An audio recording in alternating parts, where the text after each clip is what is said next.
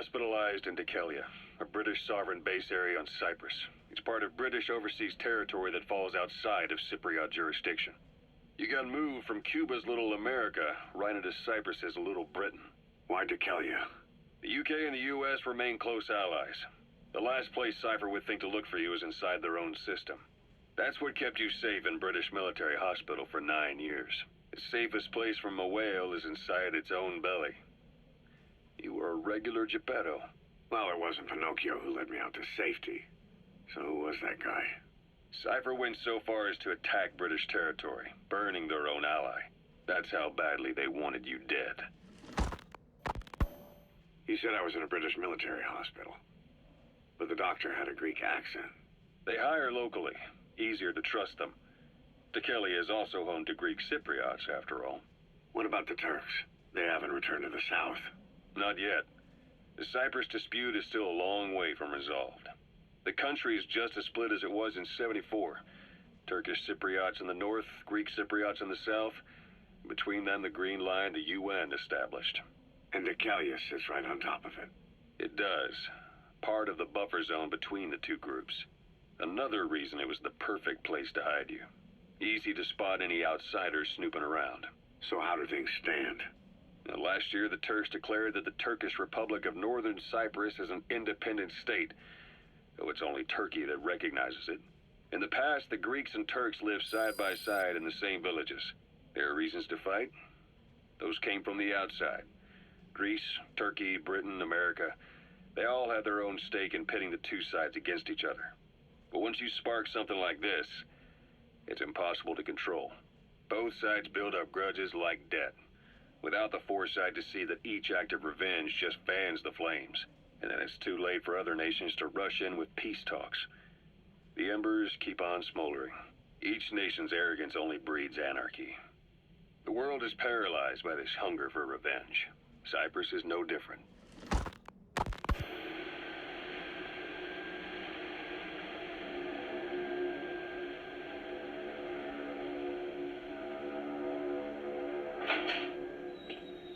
You're up. We're changing ships? We can't go sailing the Suez in a whaler. The Suez Canal. When did they reopen it? Not long after you were attacked. Once they finished sweeping it for mines after the Arab-Israeli conflict. Can you stand? We're going to transfer to a container ship for passage through the Suez. Our destination is Pakistan, Afghanistan's neighbor to the south. There, we disembark and head via Peshawar to the Zero Line, the border. We'll travel to the Khyber Pass by road. And then? We continue on horseback. Afghanistan's main roads are under Soviet control. We'll need to go around them. It'll be all narrow, winding paths through the mountains. We'll do better on horseback. It's a local guerrilla tactic. They use the higher ridges to avoid air recons. Then they charge down the mountains for ambushes. The Soviets still haven't devised a counter strategy.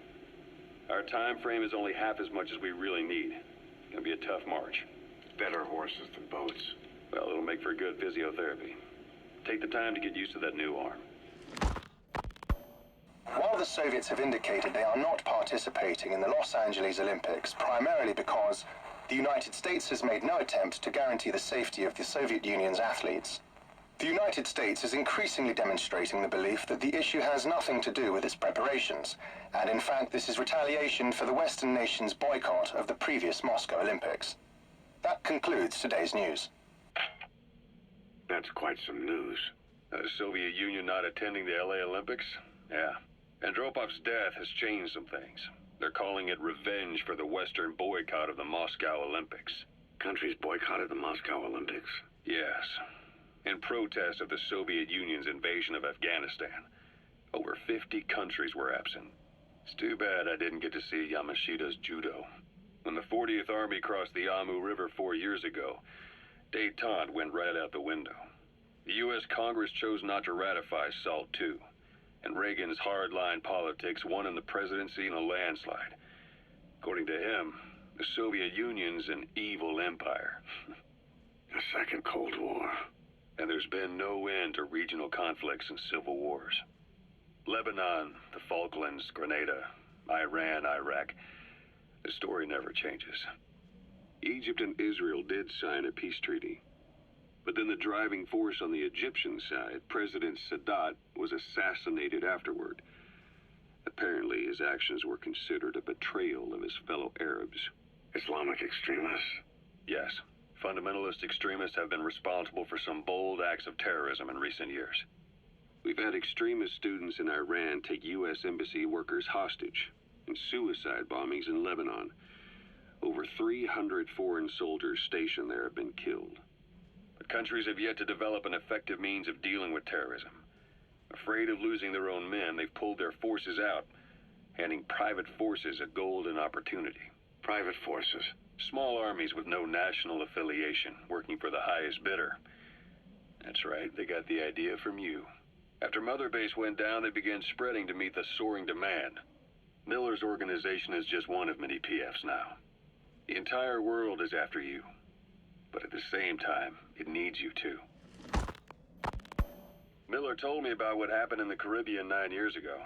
You do remember Miller. You'd formed a private army with him. An army with no allegiance to a nation. I remember, but... I see. You're not sure what's fact and what's a fantasy caused by the coma. It's still all a mess, huh? All I can do is tell you the facts as they were told to me. I've gone easy on you up until now, but this is where the hard stuff begins. 1974, the year before you entered your coma. You were in Colombia, operating with a small unit of men, basically mercenaries. Miller was among them. Miller was trying to find a way to turn his and your talents into a line of work. He was looking to start a business where you would fight on behalf of others around the world, those who needed military force. But the reality was, at that time, you didn't have enough gear to equip your own men. Then Miller came across this client. It was a huge job he was offering, but you had a shot at pulling it off. You accepted it and headed into Costa Rica. The client even threw in an offshore facility in the Caribbean. The Mother Base, that would be your new base of operations. Miller sure did have a head for business. As your mission went on, your unit grew and grew. More weapons, more money. Before you knew it, you were commanding 300 men. As the organization got bigger, your military powers swelled to match. It got so the international community couldn't afford to ignore you. You were just too damn successful for your own good. You, your men, had worn out your welcome. Everyone was out for you. East, West, First World, Third. It was only a matter of time before someone took you down. And that was XOF. Officially, they're an anti-terror unit under the CIA. In reality, they're Cypher's private strike force. They lured you to Cuba using Chico, the Nicaraguan revolutionary kid, and Paz, a mole who worked for Cypher as bait. While you were gone, XOF, posing as a nuclear inspection team, stormed Mother Base. At the same time, C4 they placed on the strut legs went off. The whole thing went down in minutes. XOF. Kisses and hugs followed by a big FU. All because of Miller's blind spot. A back door into Mother Base no one suspected. You remember a certain scientist. Huey was responsible for bringing the inspection team on board, giving the enemy a perfect opportunity to hit you at home. You were returning from Cuba when it happened. Mother Base came damn close to taking you with it into the Caribbean. Those of your men out on assignment returned right away. They refused to believe the wreckage in the water they found was Mother Base. But they checked the coordinates again and again, until reality finally settled in. You were supposed to die that day. That was XOF's primary objective. As far as most folks know, you did. The first doctor to see you wasn't even sure what he was looking at. Before they'd even finished operating, your men moved you to that hospital in Cyprus. It was a woman named Eva who arranged that. Rings a bell, huh? Most men in your condition would have been written off right from the start. But you survived. You went straight down to hell, and they pulled you out. Your eye wide open. Full of venom. The days of naked snake are long gone. Welcome back, Venom Snake. This world still needs you. Here, Snake, try this on. A prosthetic arm. Yeah, Miller was calling it the arm that wasn't there. The physiotherapy's going well. Your arm's bulked up enough for it to fit. There. Perfect. A little time with it, and it'll work better than the real thing. What do you think? Huh. I can still feel my real arm. Well, you better get used to this one quick. You have any pain? Every now and then. Where? My fingertips. My left fingertips. Sounds like phantom pain. Your brain still remembers your old hand. Yeah. What about your vision? Can you see okay? Yeah, at the moment. Now, the shrapnel in your skull is pressing on your optic nerve. I'm told any hard impact could have an effect on your visual cortex. Yeah. The doctor mentioned that. Your brain might process visual information incorrectly. In other words, you could have hallucinations. You might see things that aren't there, or not see things as they really are. You experience any of that? I think so. When? Right after I wake up. Colors look faded. Colors, huh? Well, that's not a major concern in and of itself, but it could mean the difference between life and death in the field. You'll need to watch out for that. I will. All right. You should continue your physio. We'll be arriving soon. It's the last chance you'll get. Ocelot. I hear they started calling you Shalashaska in Afghanistan. What's that about? You know the term Sharashka? It's slang for a suspicious, hastily thrown together organization. The word became associated with a type of forced labor facility in the Soviet Gulag system. OKB scientists and engineers who'd been convicted of crimes were sent to a Sharashka for forced R&D. The Sharashkas were supervised by Lavrenti Beria of the NKVD, the secret police, under the official name 4th Special Department. Forced research? That's not very different from what we do here. Diamond Dogs is different. Everyone here believes in you. Regardless of where they came from or why they're here, they revere you. And they're fighting because it was their choice. And if it wasn't, they'd leave? Who knows? That's our reality here, whether it's real or not. If there's another truth, I don't want to know it. All that matters is that's the concept that's taken shape in their heads. The traces of a group ideology, our superstructure, to put it in Marxist terms. All right. Go on. Right. So anyway, at some point the enemy started calling me Sharashka. This was after the war in Afghanistan broke out. While I was keeping an eye on you in that hospital, I was also heading up interrogations here. The men I broke gave up their comrades and families, everything they wanted to protect them most. No real cause for it. I just let myself get caught up in the old Russian pride. And suddenly I received the honor of becoming Special Interrogation Advisor to the forced labor camps. But the more men I interrogated, the more people saw me as just that, the interrogator. It helped cover my real objective of keeping you safe. You went that far for me? Far enough to keep you alive. I ended up being pretty well known among the Afghan guerrillas. Some of them would have seen me on the battlefield, and that's how I got the second half of the name. Shashka. It's a sword, a type of saber from the Caucasus. Russian dragoons and Cossacks carried them into battle. Now, the Russian Empire had a general by the name of Fyodor Arturovich Keller. His bravery earned him the nickname Russia's Greatest Shashka. Someone must have known about that, because somewhere along the line, Shashka got stuck on the end of Sharashka. The guerrillas were using the name amongst themselves, and by the time I got to hearing about it, pronunciation had wound up as Shalashashka. So, half Gulag, half Hero's sword. Is a perfect fit. But you see how rumors and ideas about people can get out of hand fast.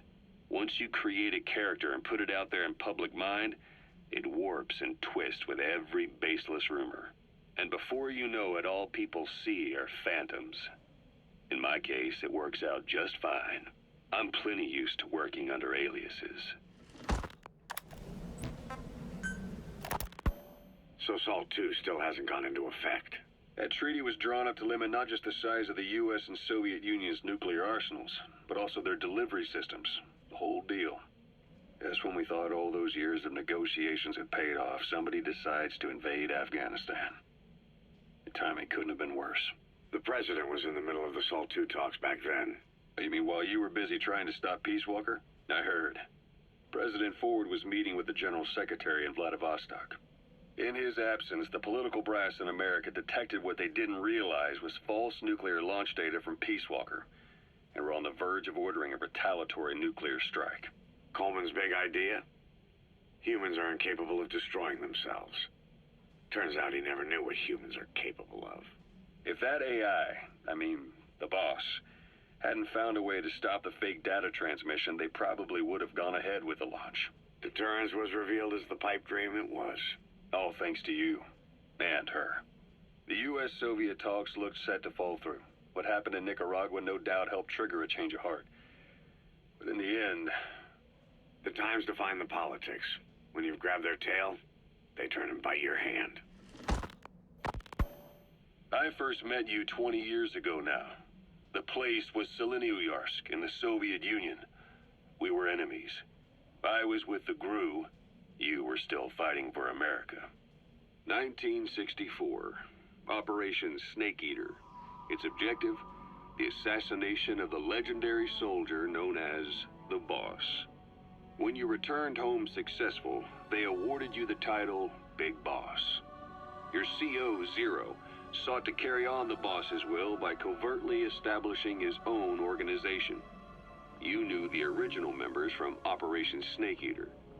From America, there was David O, or as he was to you, Major Zero.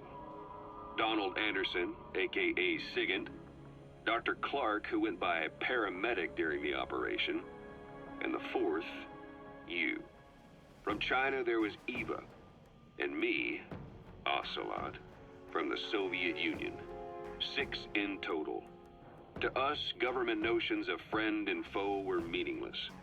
As were East and West, we joined forces by our will alone. Our objective was to fulfill the boss's dying wish, to make the world one. And to do it, Zero used the Philosopher's Legacy, the secret war fund you obtained during Operation Snake Eater. This organization would go on to become Cypher. I, on the other hand, was left with the problem. You only recovered half of the legacy. I had to locate the other half myself. When I found the funds, I passed them on to Zero, just as you wanted. I still trusted him in those days. We thought what he was doing was the boss's will, until he started that one project. Les enfants terribles, Zero called it. You parted ways, as did Eva, leaving only Anderson and Clark still with him. I maintained limited contact, although truth be told, we were just keeping tabs on one another. The reason was always you. After you returned to the Army and created Foxhound, you left America. For a time, even I'd lost track of you. I'd imagine Zero did too. You always were the best when it came to hide and seek. Zero created Cypher, an information network to tap into every corner of the globe. Woven together, Cypher's arteries make the world just one big organism, and that's not all. It also monitors the thorn in Zero's side. That's you, tracking your coordinates wherever you might go. The further you strayed from your roots, the larger Zero became. It's as if he was trying to close the gap between you. But before long, he disappeared from public life. Only a few people had direct contact with him. For a time, I was one of them. Then a year after you fell into your coma, he slipped out of sight entirely. Since then, nothing. No photos, no recordings, not even a reliable rumor as to his whereabouts. I tried every method I could think of, but Zero was gone. Freed of his control, his creation, his power continued to grow. Cypher is a great beast, and Zero was its spine. But even without him, it's endured, evolved. But now its body is rotting, riddled with parasites. Parasites like the ones who attacked you 9 years ago in the Caribbean, and then at the hospital. Cypher's Black Ops Unit, XOF. They learned where you were. and came to wipe the slate clean. Christmas Eve, 1979, the Soviet Union rolled into Afghanistan. Muslims had revolted against the Soviet-friendly regime established the year before. The DRA forces could no longer contain it themselves, so the Soviets went in to intervene. The Afghan government was powerless and fraught with infighting. They lost the hearts and minds of the people, and that alarmed the Soviet leadership. With the Islamic Revolution happening in Iran, the Soviets felt they had to act fast or risk the spread of Islamic revivalism. A superpower, sending a motorized rifle division against men on horseback with antique rifles. Everyone thought it'd be over in an instant, only it wasn't. Some Muslims made their fight a jihad, a holy war, and began a guerrilla campaign on all fronts. A war of attrition. These fighters call themselves Mujahideen. They're being supported by the West through Pakistan. That's why Miller was involved. He was training them near the Zero Line, sponsored by the CIA. The war has become a nightmare for the Soviet troops stationed here. They thought they'd be headed home in 6 months at the most. Then a year passed. 2 years. Now here we are 4 years on with no exit in sight. Afghanistan has become the Soviet Union's Vietnam. The Soviet troops on the ground want to go home, but at least they have homes to go back to. The Afghans have lost theirs. The Soviets destroy the kishlaks, villages, wherever they can. They burn down homes and fields, fill in wells, turn pastures into minefields. It's created a mass of refugees who fled to Pakistan. If the Mujahideen are fish swimming around the villages, the Soviets will go so far as to dry out their ocean. But this has had a big price.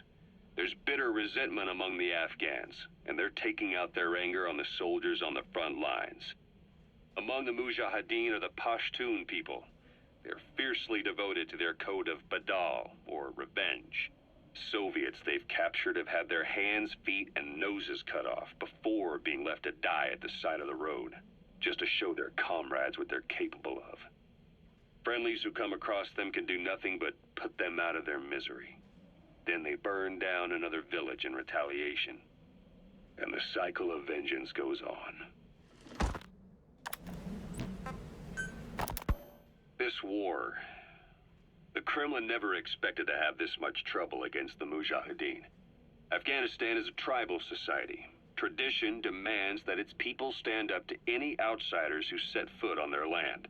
With the honor of their people at stake, they have everything to fight for. No matter how hard the Soviets hit them, they continue to appear out of nowhere, striking back, then vanishing again. But there's one thing even the Mujahideen fear. Every last one of them. The Soviet gunships. They're highly maneuverable and equipped with massive firepower. Plus, the underside of the fuselage is heavily armored. The Mujahideen can barely scratch them with their small arms. Anyone who hangs around gets mowed down by the gunship's heavy machine guns.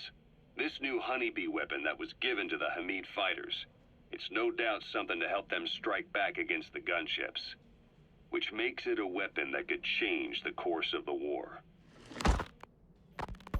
Those guerrilla fighters known as Mujahideen don't actually belong to a single organization. Afghanistan is a multi-ethnic country. You've got the Pashtuns, the Tajiks, Uzbeks, Hazaras, and each of them is split into their own tribes, large and small. Each ethnicity has several rebel organizations that their various tribes gather under.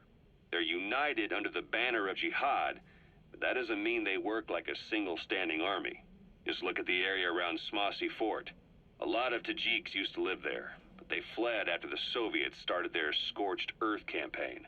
With the area uninhabited, the Hamid fighters, who are Pashtun, decided to move in. The Hamids are based out of the city of Peshawar. We passed through it on the western edge of Pakistan. The Pashtun people have long lived in Afghanistan and western Pakistan. They used to travel back and forth frequently. Then Britain went and established the border that still stands today. The Hamid fighters get generous support from the Pakistani government. The government wants to use them to secure influence over Afghanistan. Their liaison with the Hamids is Inter-Services Intelligence, and behind the ISI, you have the CIA. That's probably how the Honeybee ended up in the hands of the Hamid men. I had the R&D team analyze the Honeybee. How? The CIA wanted it with everything intact. They took it apart to look at it. Then they put it back together. Everything intact. That's the R&D boys, all right. Turns out the Honeybee's homing capabilities are a cut above previous manpads. It can detect a broad range of infrared wavelengths, and even ultraviolet for supplementary guidance. Hence the name, huh? Right. Honeybees rely on UV light to fly. With this device, flares don't do the target any good. That's why the Soviets are losing so many gunships. And why the CIA was so desperate to get it back. It wasn't just about preventing the Soviets from devising countermeasures. What if the likes of Iran got their hands on it? American aircraft would be put at risk too. We can use this tech to develop our own portable missile. That'll give us a huge advantage. It'll take a little time before the analysis results can be applied to actual implementation. But we'll keep moving with the research. Kaz, what about the unit that attacked us in the mist? You knew something about them. That wasn't my first run-in with them. It happened right before I was captured by the Soviets. We were on the zero line that day, the Afghan side, on our way back from training the Mujahideen at a mountain camp in Kunar province. There's a lot of that work in Afghanistan. Most PFs shy away from it because it draws too much attention. But for us, that was the whole point. The job itself went great. We just had to make it back to a tribal area in Pakistan. But all of a sudden, visibility got real bad. It was no sandstorm. Our point man gave this strange report. He said he could see skulls in the mist. Skulls? The next moment, he went silent. We scrambled into formation, right before his arms and legs came raining down on us. It was always supposed to be a dangerous mission, so I had Diamond Dog's very best with me. We were calling out to each other. But one by one, their voices just went dead. Whatever happened to me, I lost consciousness before I knew it. When I came to, I was in a Soviet camp, tied to an interrogation chair. Could they be some new Spetsnaz unit? No. The ones that interrogated me were just the average rank and file. Whatever group attacked us, the way they moved was just insane. And that mist, appearing out of nowhere. The Soviets don't have tech like that. If they did, Ocelot would have heard about it. I doubt the West does either. Otherwise, the folks at Langley would be sleeping a lot easier. Why'd they come after you? Wish I knew. I'm the only one who survived. Though I don't think they planned it that way. If I was their target, they wouldn't have just handed me over to the 40th Army. Whatever the case, we need to watch our step until we know who they really are. And boss, if you ever do run into them again, don't try to take them on. You just get the hell out of there. When I first started dealing with Zero, with Cypher, it was a somewhat parasitic relationship. Though, a mutually beneficial one. Cypher had no army of their own, so they wanted us. They wanted our strength. They approached me as a potential business partner. But they had other motives. Cypher coaxed us into Central America, into that U.S.-Soviet proxy war, to fuel Mother Base's growth. Once we were big enough, they'd force us to join them. That was the plan. That's why they had Paz, still Zeke. Right. And if we refused, she would use Zeke to fire a nuke from Mother Base. The world would consider us a liability, and countries would unite to destroy us. We stopped the launch. And yet they still took us down. Through that fake inspection they orchestrated to cover up their sabotage. That power Cypher wanted. We don't have it anymore. So why are they still after you? Is it just the fear of leaving you alive? I don't know. Was Zero really... All I know is the man I knew wouldn't want this. What do you mean? We have to consider that it might not be Zero we're dealing with. We know virtually nothing about Cypher anymore. How big they've gotten, what they want, or even who they really are. The new Mother Base started out as a test drilling rig operated by a mineral resources supplier, but their project fell through. The Seychelles government was happy to hand the place over to us. It was just scrap on stilts. So with a few dummy construction companies set up as fronts, we started renovating the half-finished rig. From the outside, it looked like the project was back on rails. Kaz, you... What? I see what you're doing. Recreating the mother base we had 9 years ago. Only this time. That's right. The Mother Base Cypher thought they destroyed will return from the grave to kill them. We'll prove to the world that we were the victors. And if we lose again? They can't fool us the same way twice. Now our enemies are in plain sight. And when our organization gets too big, we split it across companies. Any company that draws attention gets liquidated, and its capital is back-channeled into a new company. Most PFs are small-time operations anyway. And in this business, the minnows go bankrupt all the time. We've never aroused suspicion. Plus, we have Huey. Huey? Human Exploitation Company. It's a business specializing in intel gathering. Think of it as a civilian intelligence agency. Kaz, that's... Remember what they were trying to accomplish at the prison facility in Cuba? That gave me the idea. We dispatch moles into conflict zones around the world, and each sets up an intel network on site. Then they stay in place to give us stable points of contact when other nations intervene in the conflicts. Huey's strength is that it has a cutout at each level. You get your job from one guy, then you hand it off to another. No one has direct access. It's a perfect black box. Huey members also work their way into the superpowers intelligence agencies to make sure Diamond Dogs gets work. We have those countries by the balls. That's our deterrent when we need it. Networking? In the intelligence community? Sure, that's how we've grown this far. And when you go out on missions, intel from Huey will be there to back you up. But despite all that, Cypher has its eyes on us. The only reason I'm not dead is that they needed to know where you were. Figured if you woke up, I'd go straight to you. That's why you made that ruckus at the Zero Line. Yeah, to make their own surveillance work against them. I think it took some of the heat off Cyprus. Kaz. Then I just had to wait for you to save me. And I've gotten used to waiting. Kaz. That's not all. It was a good chance to scout the market. And with the West wanting the Soviets out of Afghanistan, their agencies are bursting at the seams with funding. Boss, let's start by building up our Afghan presence. Why put Mother Base in the Seychelles? We're at the center of the world here. We're all the way out in the Indian Ocean. Come on. Lebanon, Sri Lanka, East Timor, and Africa. From here, our reach extends to conflict zones the world over, including Afghanistan, of course. So it's prime real estate for a mercenary. Exactly. Latin America isn't as close as I'd like, but we have Amanda and her people to help in that department. And besides, the Seychelles government owes us a favor. Owes us? The Seychelles has strong ties to the east, which the West wanted to shake up. It came to a head 3 years ago, in an attempted coup. It was a force of South African mercenaries, with U.S. backing behind the scenes. They were only platoon size. But South Africa is home to some heavy PFs. Too much for the Seychelles to handle. In the end, they accepted help from the Tanzanian army and quelled the coup. We set up the deal and handled on-site tactical instruction. That led to some training work for the Seychelles military. And when we put down a mutiny within their forces, well, we made a lot of people happy.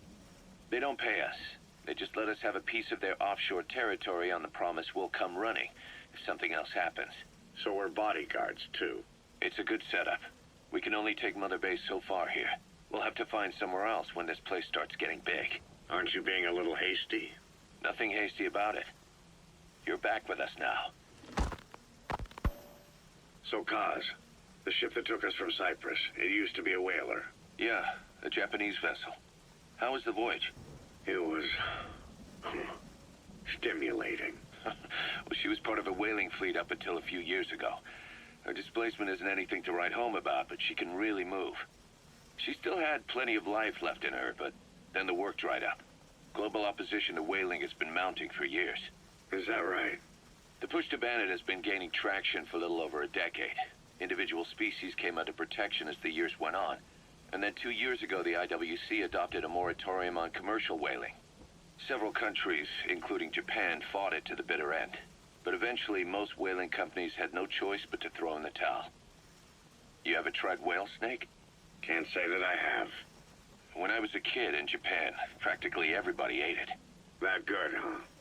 The country was poor in those days, and whale was cheap. International opinions changed since then. In any case, that's why we were able to get a bargain price on the ship. Of course, we did end up spending 5 times the purchase price in modifications. We had to really work to fit in all the ESM and communications gear while keeping the whaler look intact. Right now, she's going around conducting SIGINT missions. In the future, we plan to use her as a communications relay base between you and Mother Base, and also as a chopper resupply vessel. Diamond dogs. The word diamond originally comes from the Greek adamas. It means indomitable, unyielding. Other words for the stones often mean eternal bond, fortitude, or purity. The same is true of the Star of Bethlehem flowers you laid on the boss's grave. They represent innocence, as well as chastity, yielding to no man while maintaining one's virtue. In other words, staying loyal to something. Ocelot said the number of private forces is increasing, and they've modeled themselves after us. They're a far cry from the likes of us. But why? 9 years ago, we made enemies of the world as a nuclear-equipped force, independent of ideology or state. Yes. Sooner or later, the real UN would have stepped in. So why are they giving these PFs free rein? That's our fault, too. What do you mean? What happened 9 years ago was a real problem for a lot of people. An organization as big as ours, with our facilities, was wiped off the map. Not an easy thing to hide. But if our existence came to light, so would the names of our clients. We had contracts all over, east and west, from superpowers to banana republics, the lot. Our clients denied all association with the likes of us. They had to make sure things didn't blow up on them. But at the same time, they missed us. They really missed us. The demand for armies for hire was as strong as ever. The international community turned a blind eye to what happened to us, despite still needing people who could do our jobs. History couldn't afford to lose us. As soon as we were gone, they needed a replacement. So private forces spread everywhere.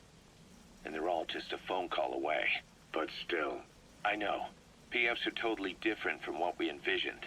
Nation-states, revolutionaries, terrorists, they have a lot of clients, and Cypher is one of them. Cypher stays anonymous, but I know their work when I see it. In the eyes of those clients, the world's PFs are all just expendable pawns.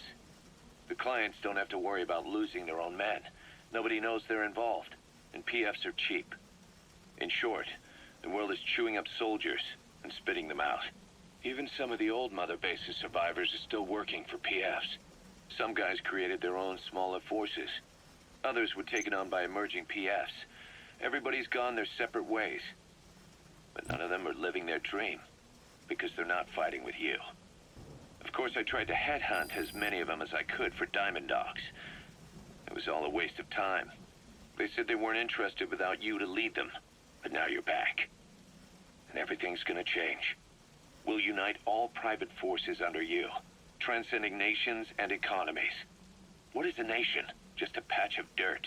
The bonds among us will surpass nations, and that's what'll put the world under our control. We'll establish a new kind of country, redefine the very concept of it.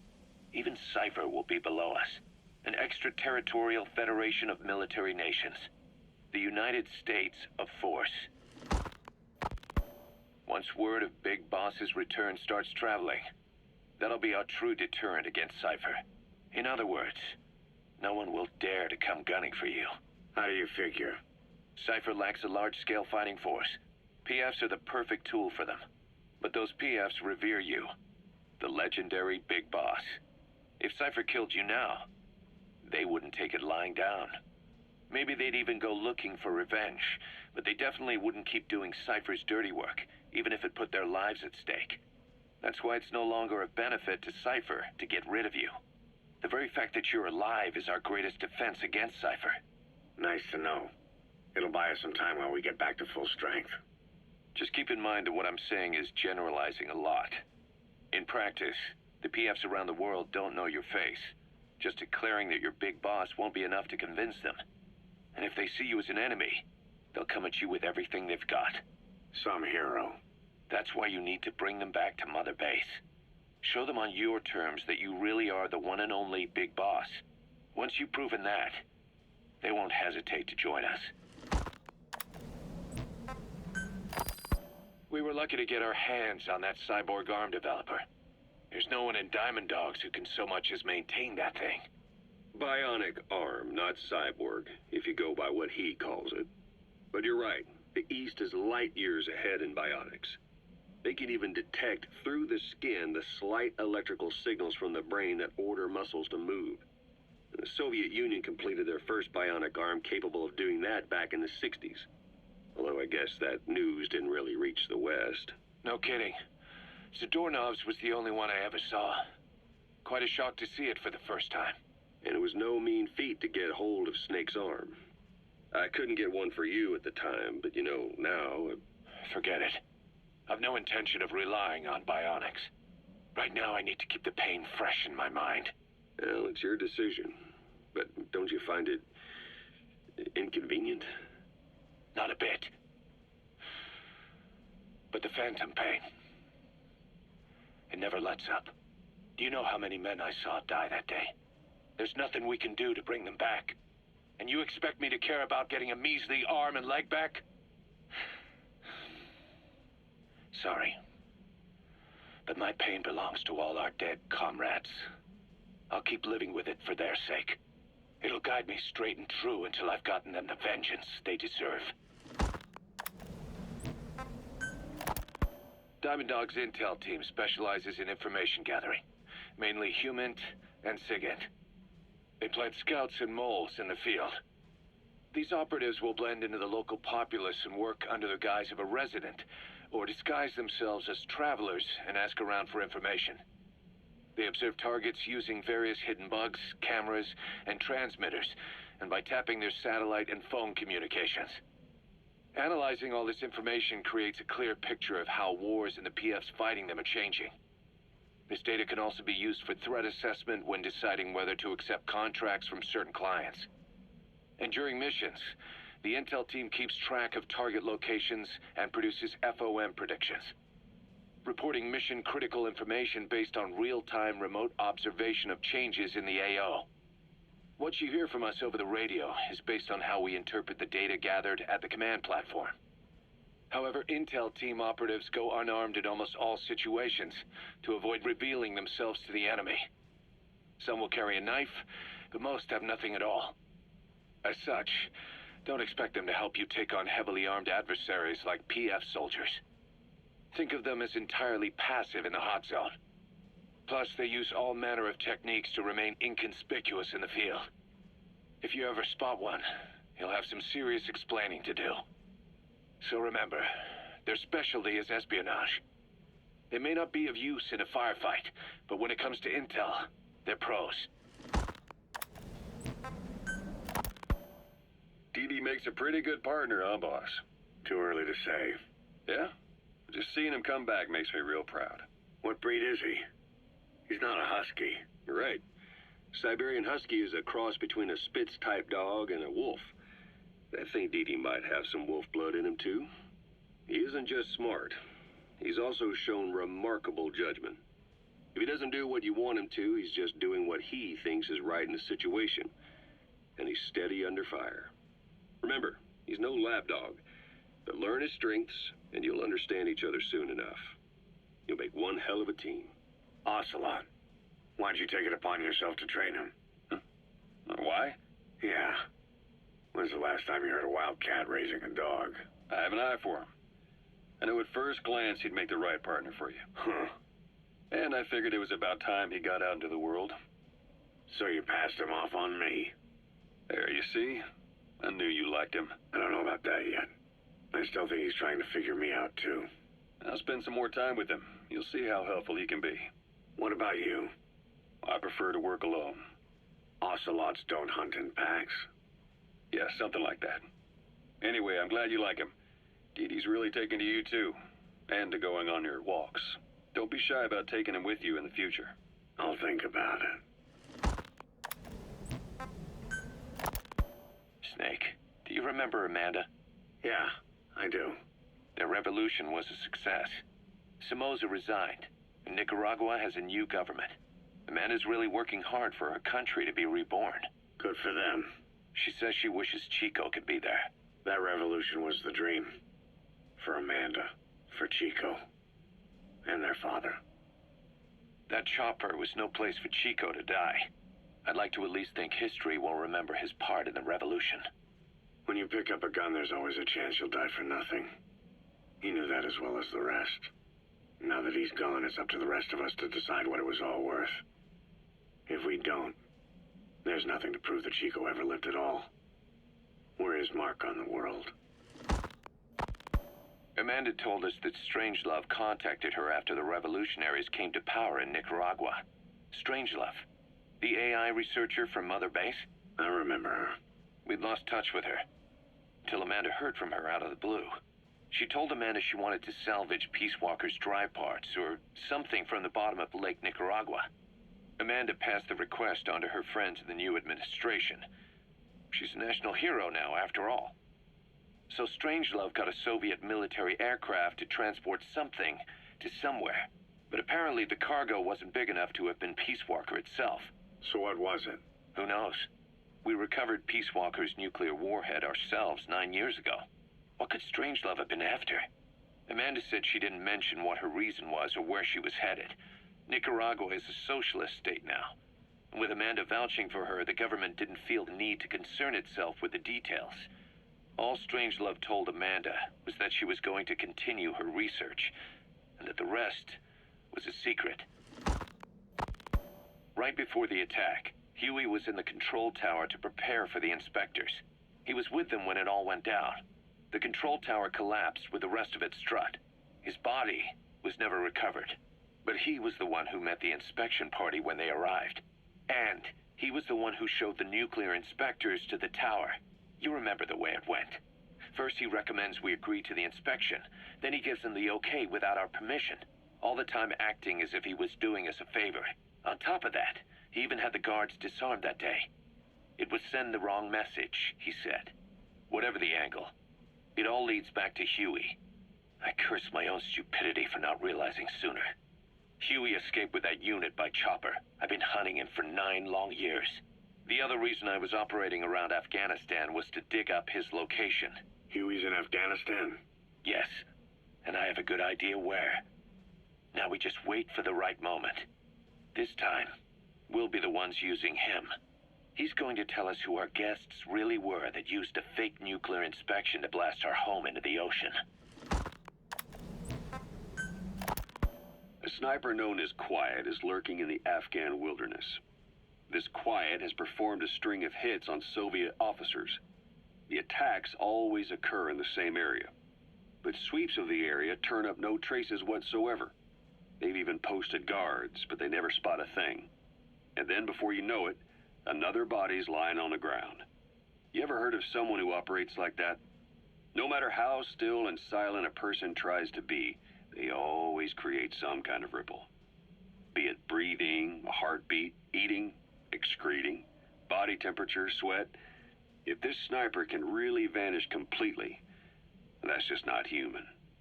I guess Quiet is the right name. But what is Quiet's objective? The local guerrillas wouldn't use this kind of tactic. I just can't see them hiring some superhuman mercenary. And the Soviet officers who've been killed, well, they were all opposed to or skeptical of the secret weapons development being conducted in the area. Sure, they were a problem for those supporting it, but the Soviets have nothing to gain by killing them. So we have an assassin with superhuman combat skills who isn't working for the guerrillas or the Soviets. Miller has a theory that this sniper is a hitman for Cypher. He thinks it's time we silence Quiet for good. But I'm against the lethal treatment. I say we bring the sniper back alive and break that silence. Because even if this Quiet doesn't say a word, there's still plenty we can learn. Just remember this, boss.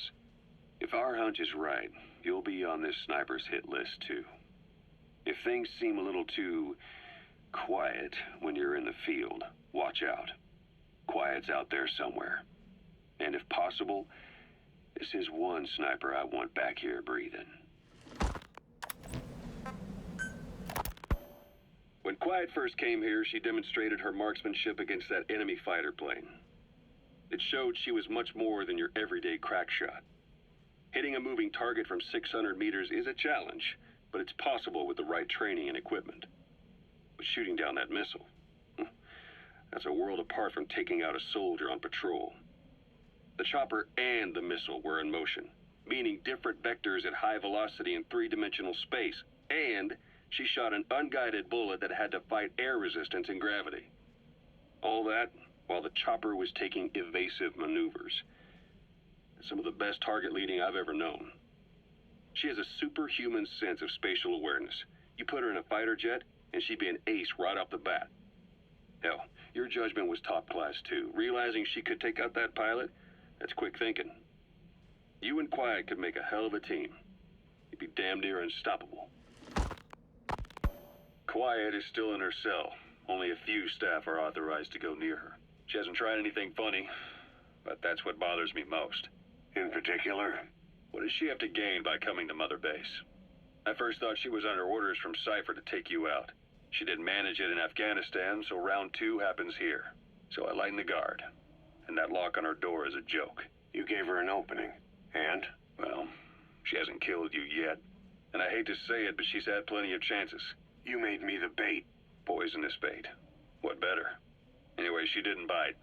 Quiet is keeping her silence.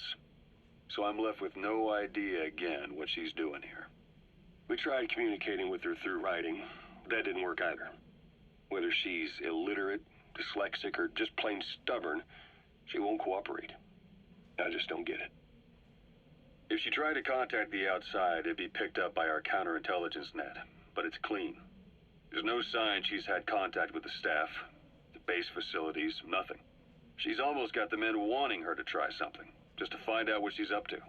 And she's in there putting on the failed soldier look, all downcast eyes and defeated sighs. But she doesn't kill herself. She can't be trying to leave Cypher and surrender to us. So what's the verdict? This may sound optimistic, but here's how I see it. Quiet came here to fulfill some objective. To kill you, maybe to destroy Diamond Dogs. Whatever it was, before she could do it, something changed her mind. Yes. When I look at her, I sense hesitation. You think she betrayed Cypher?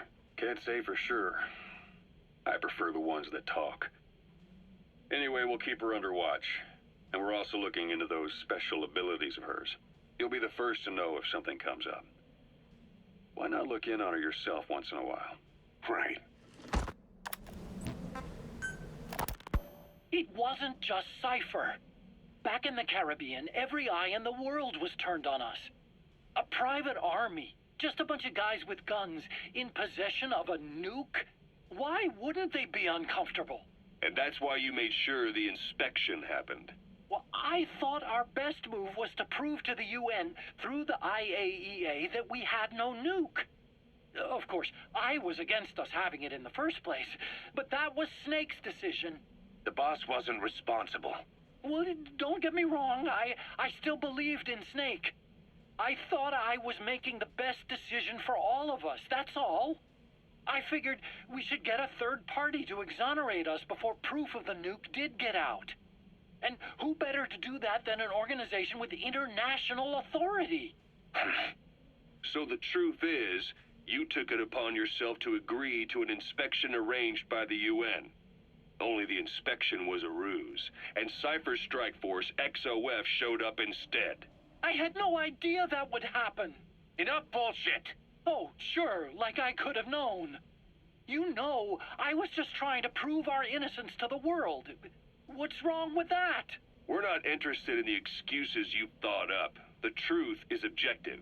Just see it from my point of view. You led XOF to the control tower.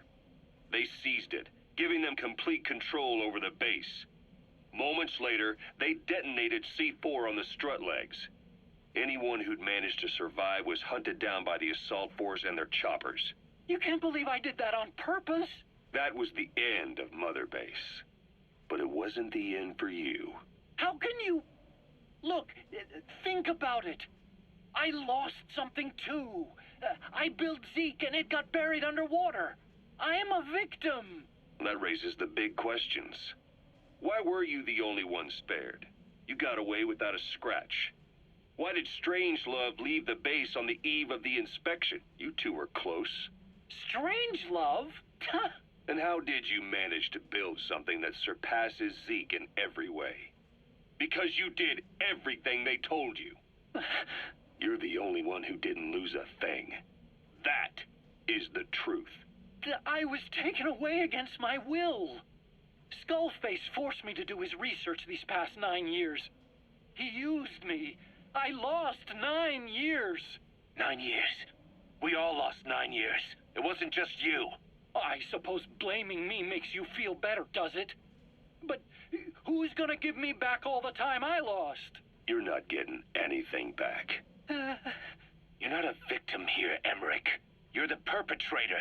I didn't know anything. Nobody can back that up. Yeah, all the evidence is at the bottom of the ocean. You know the hardest man to break? The type who's fooling himself. That takes time. It's easier to live a convenient lie than a painful truth. Is that the piece you've chosen, Doc? I'm not lying.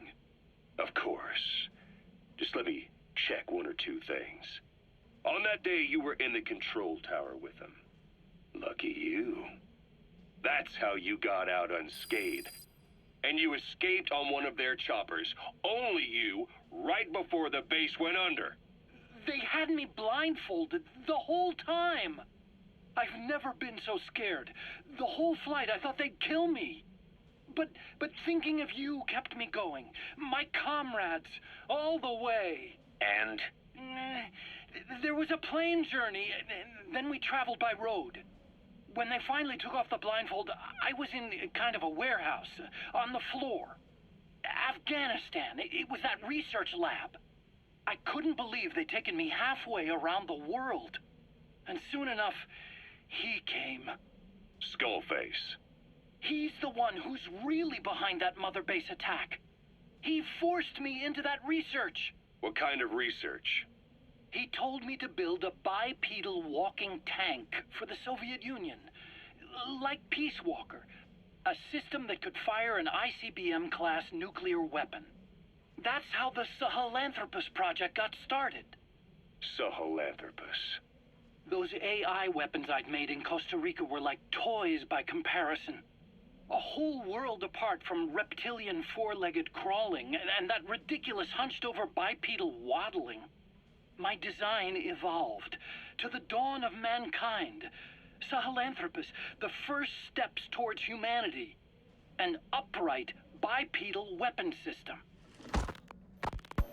Originally, Sahelanthropus was going to be a manned weapons platform.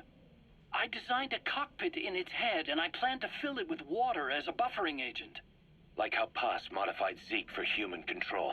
Don't compare me to some amateur. I designed it for human control from the beginning. Emmerich will remain here at Mother Base for now, but not as a member of Diamond Dogs. I still don't trust him. That work for you? Fine by me. He can't be allowed any contact with staff either. Yeah. A lot of the guys would love some payback for 9 years ago. We still need him alive. But we have to restrict his movements. He can only go where we tell him. And of course, the interrogations will continue. He worked for that skull bastard for nearly a decade. He still has more to tell us. How long are we gonna press him? If our investigation shows he really had nothing to do with the attack, we'll reconsider his place here. But I don't expect that to happen.